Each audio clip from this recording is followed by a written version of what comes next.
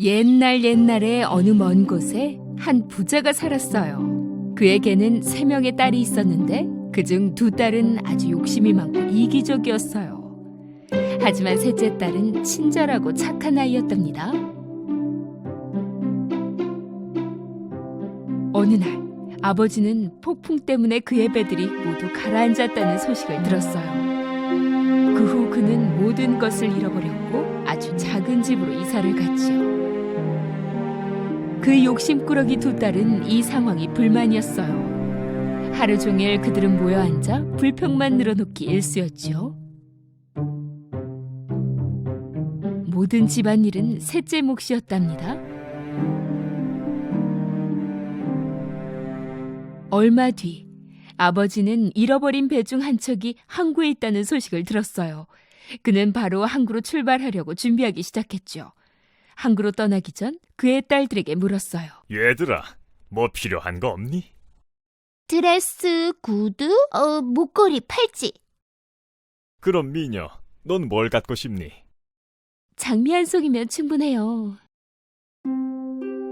아버지는 긴 여정 끝에 항구에 도착했지만 모든 물건을 잃은 뒤였고 배도 너무 망가져서 사용할 수 없었어요. 슬픔과 피곤에 지친 그는 집으로 돌아가려고 했죠. 숲에 도착했을 땐 이미 한밤중이어서 너무 어둡고 게다가 눈이 와서 무척 추웠어요. 그는 말을 타고 계속해서 달렸지요.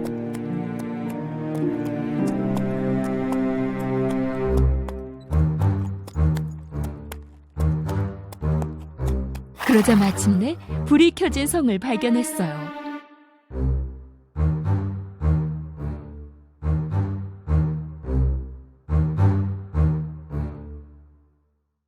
그는 도움을 청하고자 그 성으로 들어갔지요. 아무래도 이상한 성이었어요. 온통 불이 환했고 저녁 식탁은 음식으로 가득했으며 벽난로에는 불이 피어져 있었지만 아무도 보이질 않았어요. 소리내어 불러봐도 대답도 없었고요.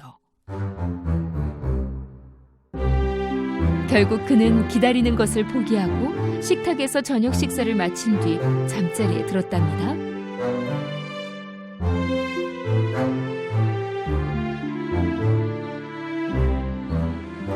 아침이 되어 잠에서 깨어난 그는 침대 옆에 놓인 새 옷을 발견했어요.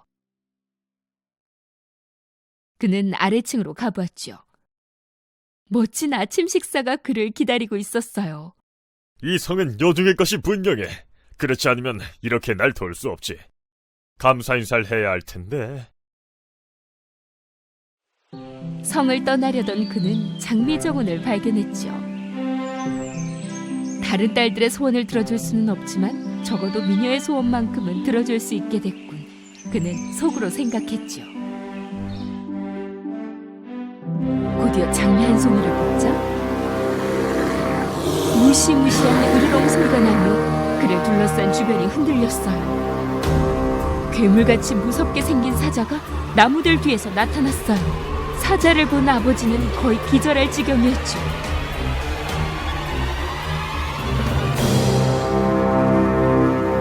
네 목숨을 구해줬고 너를 먹여주었고 새 옷도 줬더니 네가 내 장미를 훔쳐가! 이것이 네가 갚는 은혜냐? 아버지는 그에게 무릎을 꿇고 빌었어요. 딸이 장미를 갖고 싶어 해서 가져다 주고 싶었을 뿐이라고요. 그런다고 벌을 피할 것 같으니 제발 용서해주세요. 그렇다면 조건이 있다. 네 딸에게 가서 얘기해라. 그들 중 누구라도 나와 함께 살아준다면 네 목숨을 살려주겠다. 그는 슬퍼하며 말을 타고 집에 돌아왔어요.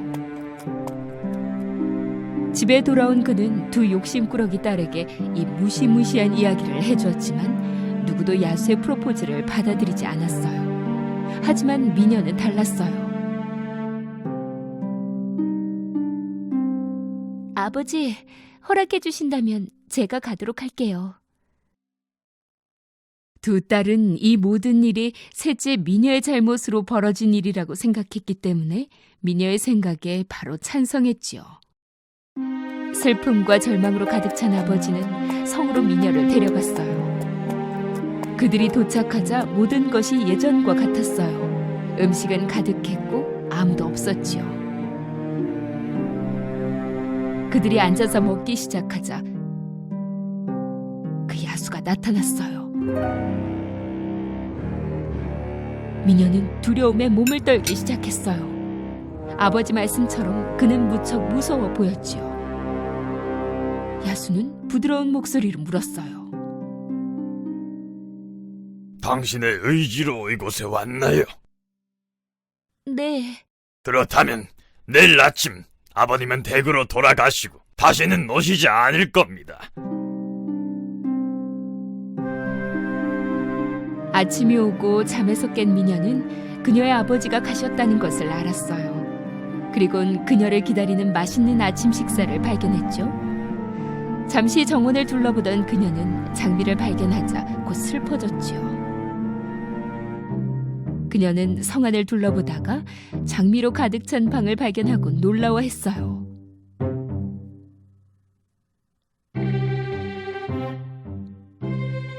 문을 열어보니 방 안은 정말 최고로 멋졌어요.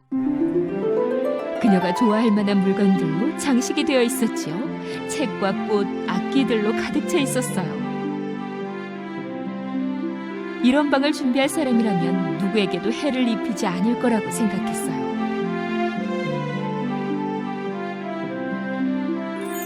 그녀는 책 한 권을 집어들었죠. 책에는 금으로 이렇게 쓰여 있었어요. 나의 여왕님이시여, 당신의 소원을 들어드릴게요. 나는 지금 아버지가 보고 싶어요.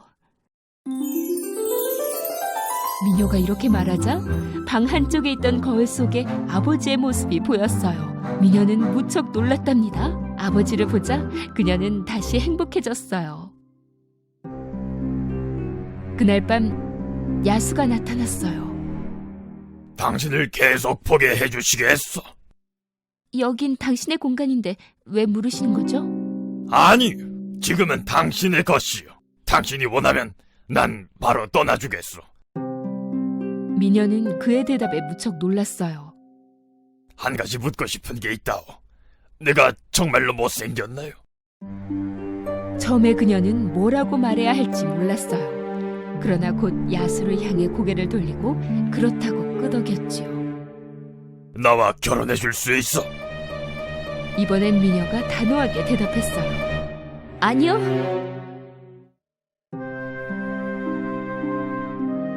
야수는 뒤돌아 슬퍼하며 미녀를 남겨두고 나갔어요. 야수는 매일 저녁 미녀를 찾아갔고 그녀에게 무척 친절하게 대했어요.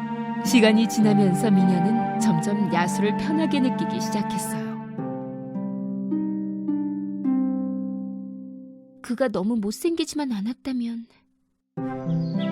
몇 달이 흐른 뒤 미녀는 더 이상 야수가 무섭지 않았어요. 심지어 그녀는 야수를 좋아하게 되었답니다. 그런데 어느 날 그녀는 거울을 통해 아버지가 편찮으신 걸 알게 됐어요.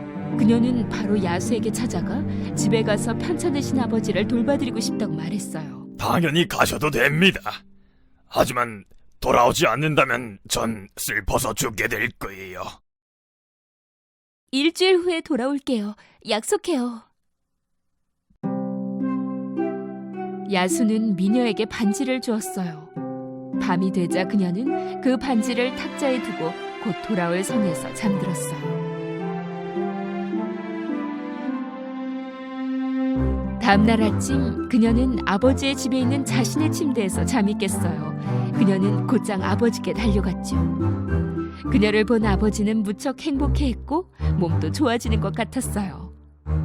오후가 되자 최근에 결혼한 두 언니들이 아버지 댁을 방문했어요. 집에 온 미녀를 발견한 그들은 부러워서 화가 난 나머지 미녀를 속이기로 결심했답니다. 미녀를 일주일만 더 있게 만들자. 그럼 야수가 찾아와 미녀를 죽이겠지? 두 두 언니는 미녀 옆으로 다가와 떨어져 지내고 싶지 않다고 울면서 말했어요. 그러자 미녀는 일주일만 더 머물겠다고 약속했답니다. 그러나 오래지 않아 미녀는 야수를 그리워하고 있음을 알게 되지요. 어느 날 그녀는 꿈속에서 그 성 정원의 기운을 잃고 쓰러져 있는 야수를 보게 되었어요. 내 행동은 너무 모질고 이기적이야. 그녀는 즉시 그녀의 반지를 빼서 침대 옆 탁자에 두었어요. 아침이 되자 그녀는 야수의 성에서 깨어났지요. 그녀는 야수를 하루 종일 기다렸어요. 야수는 어디에도 없었고 그녀는 계속 기다리고 또 기다렸죠. 그러나 야수는 오지 않았어요. 갑자기 그녀는 정원으로 달려갔어요. 그녀가 꿈에서 본 것처럼 바닥에 야수가 쓰러져 있지 뭐예요. 미녀는 야수에게 달려가 그를 껴안았어요. 야수의 심장은 아직 뛰고 있었어요. 그는 간신히 눈을 뜨고 어렵게 말했어요. 난 당신이 안 올 줄 알았어요. 그래서 먹지도 않고 죽으려고 했죠. 난 당신을 사랑하고 결혼하고 싶어요. 그 순간 뭔가 마법 같은 일이 벌어졌어요. 갑자기 그 성은 더욱 빛나고 아름다워졌지요. 미녀는 어안이 벙벙하여 주변을 둘러보곤 다시 야수를 보았어요. 그러자 못생긴 야수가 누워있던 자리에 젊고 잘생긴 왕자가 있었어요. 그녀는 울면서 말했어요. 당신은 누구죠? 야수님은 어디 계세요? 왕자는 자리에서 일어나 말하기 시작했어요. 내가 그 야수입니다. 마녀가 마법을 걸어 전 야수로 변해 있었죠. 당신이 저와 결혼하겠다고 하지 않았다면 전 아마 평생 야수로 살았을 거예요. 왕자의 말을 들은 미녀는 아주 행복했어요. 그녀의 착한 마음 덕분에 그녀는 진실한 사랑을 찾게 되었어요. 미녀와 왕자는 결혼해서 영원히 행복하게 살았답니다. 옛날에 행복 가득한 왕국이 있었지요. 그 왕국에는 왕과 왕비가 살았는데 그들에게는 단 한 가지 소원이 있었어요. 바로 아이를 갖는 것이었지요. 그 왕과 왕비는 아주 친절한 사람들이었어요. 그래서 그들은 소원이 꼭 이루어질 거라고 믿었답니다. 어느 날 그들의 소원이 이루어졌어요. 그들은 곧 여자아이를 낳게 되었지요. 그 아이는 한낮의 태양처럼 밝게 빛났기 때문에 오로라라는 이름을 갖게 되었어요. 왕과 왕비는 오로라의 탄생을 축하하기 위해 성대한 무도회를 열기로 했지요. 모두들 초대받았지요. 심지어 미스테리 숲에 사는 요정들까지도요. 하지만 왕과 왕비는 큰 실수를 했답니다. 딱 한 명의 요정만 초대하지 못했어요. 그 왕국의 모든 이들과 이웃나라에서 온 왕과 왕비들까지 오로라에게 선물을 주고 건강하기를 기원해 주었어요. 그리고 마지막으로 12명의 요정의 시간이었지요. 그 요정들은 오로라에게 무척 독특한 선물을 주었어요. 그들의 마법 지팡이로 세상에서 그녀가 원할 만한 모든 것을 선물했지요. 이제 마지막 세 요정만 남았어요. 그들도 오로라에게 멋진 선물을 줬지요. 항상 세상의 모든 아름다움과 함께하여라. 작은 공주야, 나의 선물은 영원한 행복이야. 넌 영원히 슬픔 없이 행복할 거야.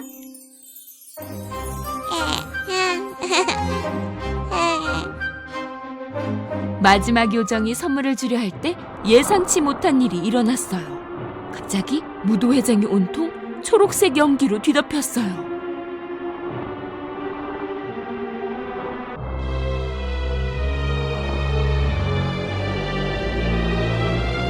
연기가 사라지고는 검은 요정이 나타났어요.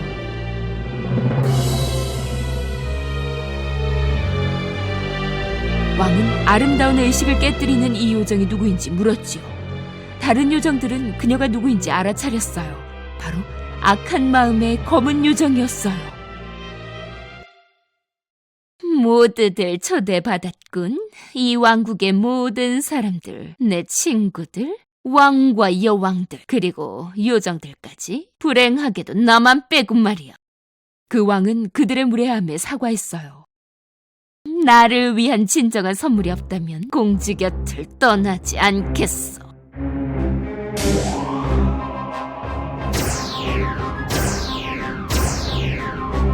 가장 아름다운 공주는 행복과 사랑, 그리고 존경을 받으며 자라겠지. 하지만 그녀의 16살 생일 해지기 전 바늘에 찔려 아름다운 공주는 영원히 죽게 될 것이다. 저 악마를 잡아라! 왕이 소리쳤지만 그 사악한 검은 요정은 웃으며 사라졌어요.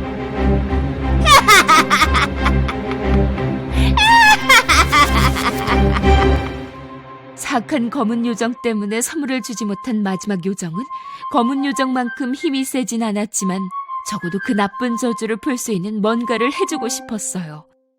저는 그 저주를 풀 수는 없지만 뭔가를 바꿀 수 있어요. 그 저주가 풀리지 않아도 죽지 않으며 진정한 사랑의 키스로 깊은 잠에서 깨어날 수 있죠. 그게 나의 선물이랍니다. 그 왕은 이 나쁜 저주가 일어나지 않게 하려고 애썼어요. 모든 바늘과 바느질 기계, 심지어 바늘과 닮은 물건조차도 모두 모아 성의 마당에서 태워버리라고 명령하였답니다.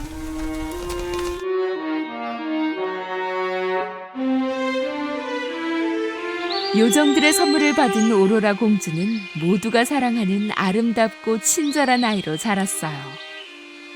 어느 날 왕은 3명의 요정에게 어렵지만 오로라 공주를 보살피고 보호해주라고 명령을 내렸어요. 오로라 공주는 그 3명의 요정 외에 그 누구도 만날 수 없었죠. 오로라 공주는 그들의 보호 속에서 아름다운 숙녀로 자랐답니다. 마침내 그날이 됐어요. 오로라 공주의 16번째 생일이었지요. 검은 요정의 저주가 펼쳐지기 전 바로 해가 지기 전이었어요.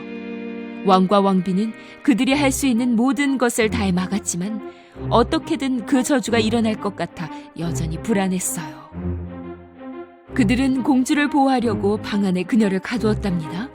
하지만 무슨 일이 일어날지 알 수 없었어요. 오로라도 문이 잠겨서 기쁘지 않았고요. 갑자기 벽에 문이 생겼어요. 오로라는 지금껏 본 적 없는 그 문에 매료되었고 문 밖에서 나는 이상한 소리를 들었어요. 도대체 무슨 일일까 호기심에 그녀는 문을 열고 들어갔지요.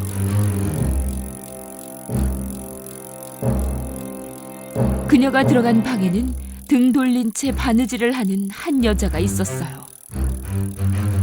오로라는 뭔가에 홀린 듯 바느질 기계 쪽으로 걸어갔어요. 해가 지고 있을 때 오로라는 바늘에 찔렸고 그 검은 요정의 저주가 시작되고 말았어요. 그리고 그때 일이 벌어졌죠. 바늘에 찔린 그녀는 이내 쓰러져 영원한 잠속으로 빠져들었답니다.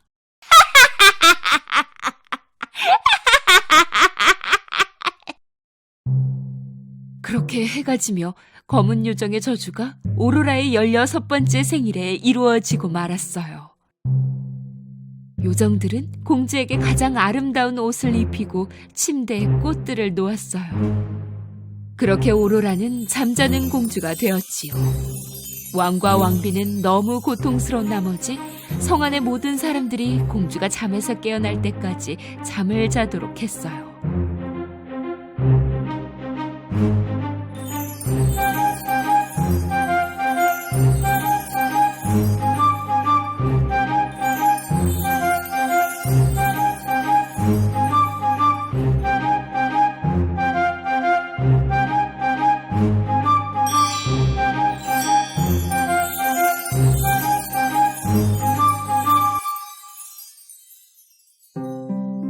그렇게 100년이 지났지요.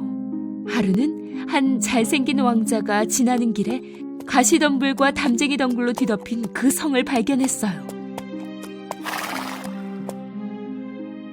그의 부하가 그 성과 잠자는 공주에 대한 이야기를 들려주었지요. 그 왕자는 무척 궁금한 나머지 그 성에 들어가기로 결심했어요. 그러나 덤불이 너무 크고 가시가 많았기 때문에 들어갈 수는 없었어요. 그래서 그는 칼을 뽑아들고 덤불을 베어가며 길을 만들기 시작했어요. 그 길로 들어간 그는 마침내 문 앞에 다다랐고 2명의 자고 있는 병사를 보았지요. 문을 열자 펼쳐진 광경을 보고 기절할 뻔했어요. 모두들 바닥에서 잠들어 있었어요. 그는 성을 따라 걸어갔고 왕의 침실에 도착했어요.